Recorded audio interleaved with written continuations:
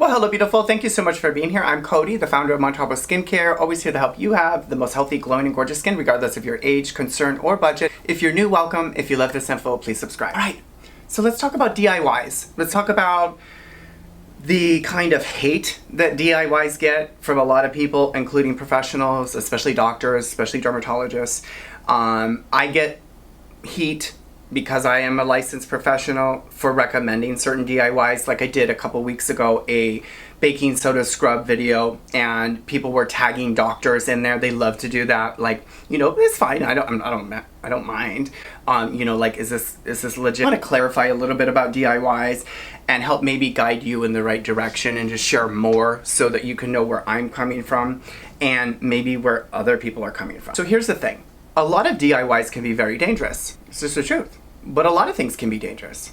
A lot of products you buy, like my lactic acid, if you use this wrongly and poured it all on your face and then went out in the sun, could be dangerous. The thing I'm not appreciating about my industry and some people in the industry is not allowing people to be where they're at. Our job, my job, is to meet people where they're at. So if you're a person that gravitates to DIYs, then you're going to be interested in a DIY video. But if you're not, you won't even be attracted to that kind of thing.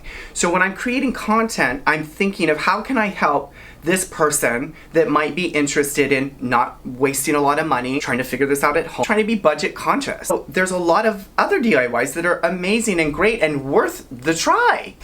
There's just a couple that I find, you know, concerning only because there's like more information that you need to know if you do a certain DIY. Like people will rub lemon on their face, and girl, I've done all that. I did all this before I was even an esthetician. The honey, the manuka honey, you know, all of it, girl. So I only share the ones that I know work, that I use, or that I recommend to people. I never recommend anything that I think would hurt somebody, although anything can hurt somebody because if you do it wrong, or maybe your skin is sensitive, or it's dry, or you've been using something else, everything can contraindicate everything. And a lot of the ingredients that are used in DIYs are put into skincare, but they use a synthetic version of that so that it's not irritating or too acidic or harmful for the skin. Like lemon on the skin can cause issues because it makes you sensitive to the sun. The acid of lemon is caustic. It can melt plastic if you're not careful. Like people will use even lemon oil or orange oil, and that can melt plastic. So you know when you put that on your skin, it could be very irritating, but it can also be kind of soothing and beneficial to some people. So the thing is that, you know, a lot of people are, I feel like making people that are interested in DIYs kind of seems stupid, or why would you do that, or I can't believe you've done that, or that doesn't work. And, you know, I always share from my experience of, you know, even back in the day when I had terrible skin, when I was on drugs and picking my face and stuff. You know, I always try to share information from my perspective of what I've done wrong and wish I wouldn't have done. People will like literally, especially doctors, will come out and say that doesn't work or that's harmful for your skin. I'm like, oh, okay. So baking soda is harmful for the skin because it will hurt your pH. I'm gonna do a whole video on pH because people are obsessed with pH, and to be honest, the information that's going around is wrong about pH, okay? And pH products and pH balance. And girl, I'm bored. We've been talking about pH for decades. I'm bored. Most of the products are pH balanced now. Your skin knows how to regulate its pH. It's not an ignorant organ. It knows how to regulate itself and bring itself back down, raise itself. When we're doing chemical peels, we master pH with chemical peels. We need to use baking soda to regulate and raise pH. So we use it every day on clients. We also use baking soda, for instance, on people to help loosen up the skin, to help with extractions. So the higher pH in there, the alkalinity of that will help to kind of make the skin permeable a little bit, kind of like acid does, but more with alkalinity. So I'm just sharing this because there are definitely DIYs that can be beneficial for you, But if you're super struggling with your skin and you have like sensitive skin, or you have skin that is prone to a very specific thing, then of course you want to be cautious. Of course you want to be mindful of not putting a raw material maybe on your skin that can cause issues. And a lot of the natural stuff that are DIYs can cause issues because they're not buffered, they're not engineered in a lab, so the molecules are usually larger, or there's not much finesse to the formula, so it can be thicker, greasy, not just elegant feeling on the skin or smooth on the skin. But like oils, certain oils, like a lot of people love oils, DIY oils, making their own oils. Oils are amazing for the skin, and you should play with this stuff. You should be creative. You should try to figure this stuff out and have fun doing this. It's just, don't expect miracles with any of it.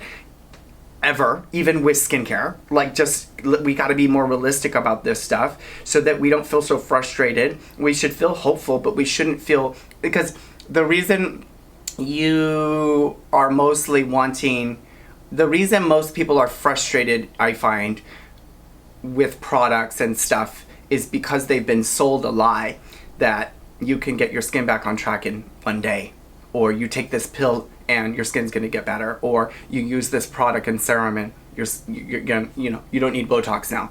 And so part of it is your frustration is frustration from the industry lying to you, and you know it. So anyway, I think I've probably said too much. My intention for today's video was to encourage those that are interested in DIYs to be safe. But if you're gravitating to something and that seems interesting, then, maybe spot test, do a little. I don't think there's much out there that's going to dramatically hurt you unless you do it wrong or do too much. It's always about how you do it and how much you do. So like a little baking soda on the face is fabulous. But if you pour a pound of it on your face and massage it into your skin for 30 minutes, of course it's gonna cause issues, but a little baking soda ain't gonna hurt you, girl, okay? And if you are like gravitating to the lemon for, like, let's say, pigmentation, just be cautious, because lemon on your face can actually cause pigmentation from the sensitivity of the sun. Limes especially, there is furocumins, I believe it's called, which is released from the citrus that reacts with the UV light that causes pigmentation, just so you know. But like I've seen people doing, especially I think in Middle East, they do a lot of potatoes and stuff. I've seen kind of cool stuff with that, like potatoes, turmeric and stuff. So, I'm here to encourage you, if you're a person that's gravitating to this stuff, be safe, play safe, have fun, get creative. And any of you that are out there that are telling people that shit don't work, or the drugstore shit don't work, be mindful of where you're coming from and your agenda, because it's like, are you really trying to help people? No, you're trying to sell them something. It's like, if somebody was interested in a DIY and I said, no girl, that's not gonna work, you need my medical grade $150 ret. If somebody was interested in a DIY and I said, no girl, that's not gonna work, you need my medical grade $150 retinol, you think they're gonna buy it? No, they're not, because they're not in the same wavelength. They're wanting to figure this out on themselves at home, and then you're saying you can't, you need this very expensive thing. So I have gone way off topic, beating a dead horse. And so I hope this video helped. If you have any questions about DIYs, or you're feeling like interested in a certain DIY and you want to ask me, like, do you think this is safe? Do you think it's worth it? Just ask them below. I'll guide you. I'll guide you in the right direction, because it's like, if you're really struggling, it's probably not going to help much, but it might be worth a shot. Anyway, I love you guys. Thank you so much for watching. If you have any questions, feel free to ask them below. Remember to stay gorgeous, and I'll see you soon in a new video. Bye.